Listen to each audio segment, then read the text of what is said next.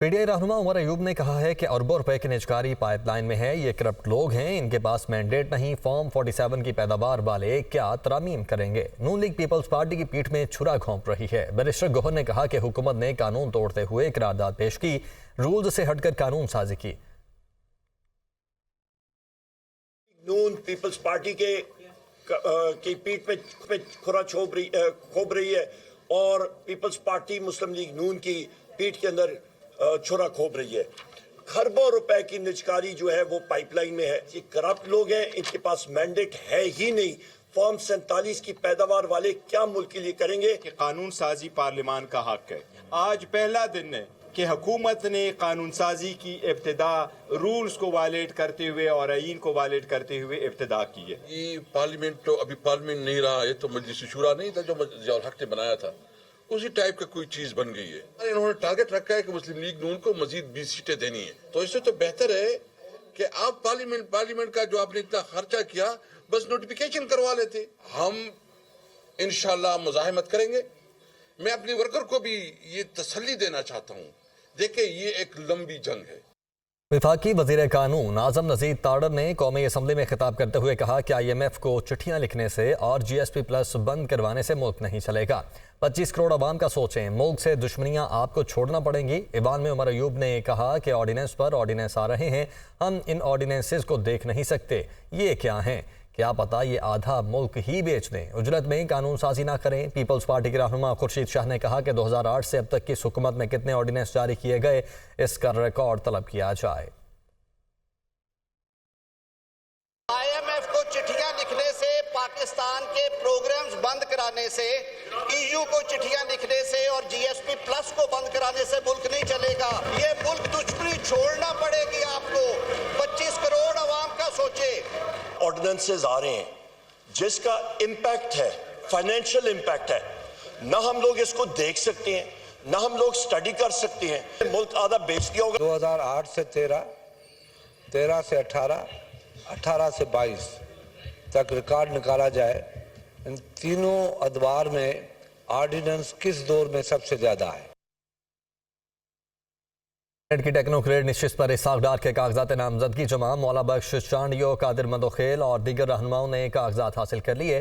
سابق وفاقی وزیر فیصل بابڑا نے بھی سینیٹ کے لیے کاغذات نامزدگی حاصل کر لیے ہیں۔ مسلم لیگ نون کے طلال چودھری نے بھی کاغذات نامزدگی جمع کروا دیے ہیں۔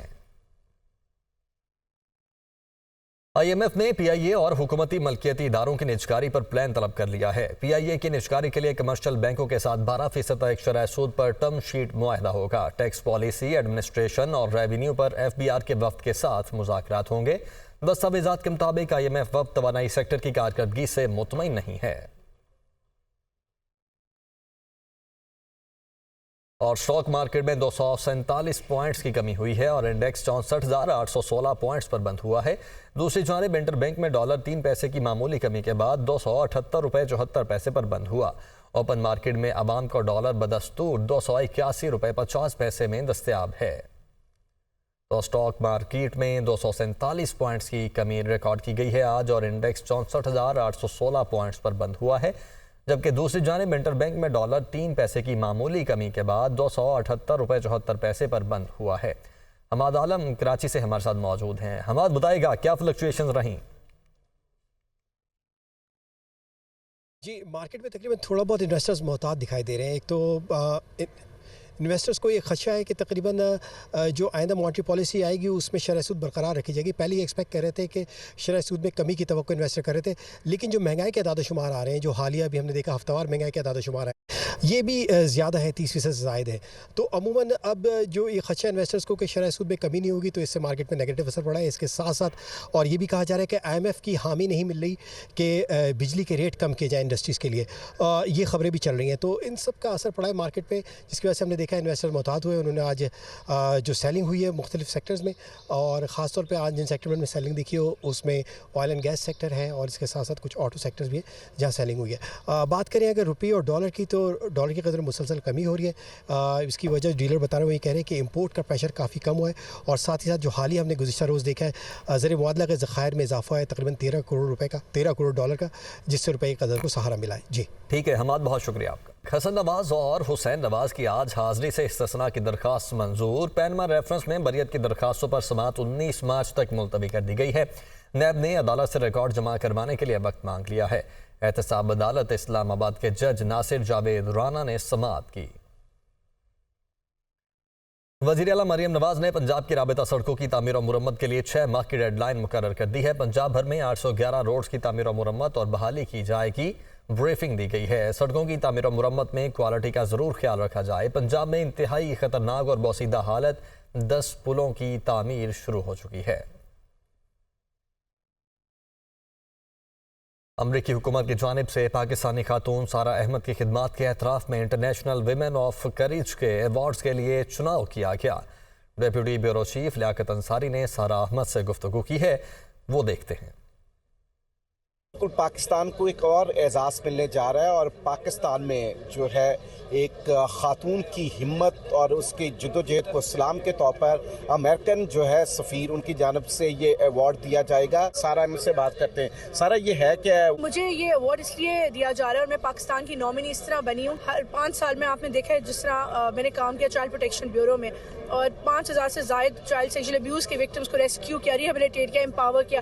اس کے نتیجے میں وہ مجھے ویمن آف کریج ایوارڈ جو ہے وہ دے رہے ہیں۔ یہ پہلے کسی پاکستانی خاتون کو نہیں ملا، ہر سال ایک خاتون کو ملتا ہے گلوبلی۔ تو اس سال جو ہے وہ پاکستان کی نامنی میں ہوں، اور یہاں پہ Pakistan international women of courage award دیا جا رہا ہے۔ یہ تھی سارہ احمد۔ یہ واقع تو پاکستان کے لیے اعزاز کی بات ہے کہ انہوں نے جس شعبے میں کام کیا چائلڈ پروٹیکشن بیورو میں، ان صلاحیتوں کا امریکنز نے اعتراف کیا ہے، اور ان کو جو ہے وہ انٹرنیشنل ویمن آف کریج جو ہے اس کا اعتراف کرتے ہوئے 18 مارچ کو یہ ایوارڈ دیا جائے گا۔ وزیر اعلیٰ مریم نواز کی زیر صدارت اجلاس گندم سے متعلق امور کا جائزہ لیا۔ اجلاس میں کاشتکاروں کے لیے کسان کارڈ کے اجراء کی تجویز۔ حکومت پنجاب کاشتکار بھائیوں کے ساتھ ہے، تنہا نہیں چھوڑیں گے، مریم نواز کی جانب سے یہ کہا گیا۔ حسن رضا بیورو چیف لاہور ہمارے ساتھ موجود ہیں۔ حسن، کیا ڈیٹیلز ہیں؟ جی بالکل، وزیر اعلیٰ پنجاب مریم نواز شریف کی زیر صدارت یہ گندم سے متعلق امور کا جائزہ لینے کے لیے خصوصی اجلاس ہوا، جس میں کاشتکاروں کے لیے کسان کارڈ کے اجراء کی تجویز پر غور کیا گیا۔ مریم نواز شریف نے کہا کہ پنجاب حکومت کاشتکاروں بھائیوں کے ساتھ ہے، تنہا نہیں چھوڑیں گے۔ گندم کے کاشتکار کی معاونت کے لیے تمام تر اقدامات کیے جائیں گے۔ مسلم لیگ نون کا منشور کاشتکاروں کی فلاح و بہبود ہے۔ فلاح و بہبود ہے۔ حسن، بہت شکریہ آپ کا۔ ناب ہوش ربا مہنگائی نے پکوانوں کا مزہ بھی خراب کر دیا ہے۔ گرم مسالوں کی قیمتیں بھی قابو سے باہر ہیں۔ لوگوں کے لیے افطار اور سحر کے لیے دال سبزی بنانا بھی مشکل ہو گیا ہے۔ بمشکل چند مسالے خریدنے کے لیے شہری جیبیں ہی ٹٹولتے رہ جاتے ہیں۔ رپورٹ کر رہے ہیں عبدالقادر۔ گرم مسالوں کا تڑکا مہنگا پڑنے لگا، سبزیاں دالیں پکانا بھی آزمائش۔ مہنگائی نے کھانوں کے لازمی جز گرم مسالوں کی خریداری مشکل کر دی۔ شہر کی مرکزی گلا منڈی اکبری میں بھی مہنگائی کا راج، خریدار پریشان۔ اکبری منڈی میں مکس گرم مسالے کا ریٹ 2000 روپے کلو ہو گیا۔ سرخ مرچ 540 روپے جبکہ دھنیا پاؤڈر 570 روپے کلو بک رہا ہے۔ سبز الائچی 6000، زیرہ 1800 جبکہ کالی مرچ 1650 روپے کلو فروخت۔ دار چینی 900 روپے اور بڑی الائچی 6500 روپے کلو بیچی جا رہی ہے۔ اکبری منڈی میں آئے خریداروں کا کہنا ہے کہ ہول سیل منڈی میں اشیاء کی قیمتیں آسمان پر ہیں۔ گھر کے لیے چند مسالے خریدے ہیں اور 10,000 روپے بل بن گیا۔ یہی کہنا چاہتا ہوں کہ حکومت کو چاہیے کہ جو وقت چل رہا ہے اس وقت جو مہنگائی 100 سے 200 300% ہو چکی ہے، جو زیرہ ہمیں پچھلے سال 1100 روپے ملتا تھا وہ 2200 روپے ہو گیا ہے۔ اس میں کچھ چاہیے حکومت کو ریلیف دے عوام کے لیے۔ ہول سیل کے مارکیٹ میں آ جائے تو تھوڑا وہ فرق پڑ جاتا ہے، اور پشتون پہ جائیں تو 3 گنا زیادہ قیمت وہ چارج کر رہے ہیں۔ کسی بھی چیز کی آپ پتہ کر لیں وہاں سے وہ تقریباً 2 سے زیادہ وہاں پہ چارج کر۔ دوسری طرف اکبری منڈی کے تاجروں کا کہنا ہے کہ درآمدی اشیاء کا دارومدار ڈالر کی قدر اور امپورٹ پالیسیوں پر ہوتا ہے۔ دونوں سازگار ہوں تو قیمتیں کم ہوتی ہیں۔ رمضان المبارک میں شیخ اور نوش کی قیمتیں آسمان تک پہنچ گئی ہیں۔ سبزیاں، پھل اور چکن چند ہی دنوں میں دسترس سے باہر ہو گئے ہیں۔ ذاکر اللہ کی پشاور سے رپورٹ دیکھیے۔ رمضان کے دوران اشیاء خورنوش مزید مہنگی ہو گئی۔ سبزیاں، پھل، چکن اور دالوں کی قیمتوں میں مزید اضافہ ہو گیا۔ پشاور کی سبزی منڈی میں پیاز 300، بھنڈی 350، شملہ مرچ 400، لیمو 220، سبز مرچ 300، ادرک اور لہسن 700، ٹینڈا 140، گاجر 100 اور مٹر 260 روپے فی کلو میں فروخت ہو رہے ہیں۔ زندہ مرغی کی فی کلو قیمت 450 روپے تک پہنچ گیا ہے۔ ٹماٹر چند دنوں میں 100 روپے اضافے کے بعد 180 روپے میں فروخت ہو رہے ہیں۔ سبزی اتنی مہنگی ہو گئی ہے، گوشت مہنگا ہو گیا ہے، تقریباً سب کچھ رمضان میں اتنا مہنگا ہو گیا، دالیں، چینی اور سب وغیرہ جو ہے نا سب इस तरह महंगे हो गए हैं कि गरीब बंदा पहुंच से बहुत दूर है। सब्जी मंडी में खड़े हुए हैं, ये प्याज का पता कर ले या टमाटर का कर ले, सब्ज मिर्च का कर ले, कोई चीज़ 500-600 रुपए से किलो नहीं है। हर चीज़ 200 रुपये से और 250 रुपये से कम नहीं है कोई भी चीज़। लगा हम गरीब लोग इसमें हम नहीं खरीद सकते। रमज़ान के मुबारक महीने में रिलीफ देने के लिए इंतज़ामिया को इक़दामात उठाने की ज़रूरत है।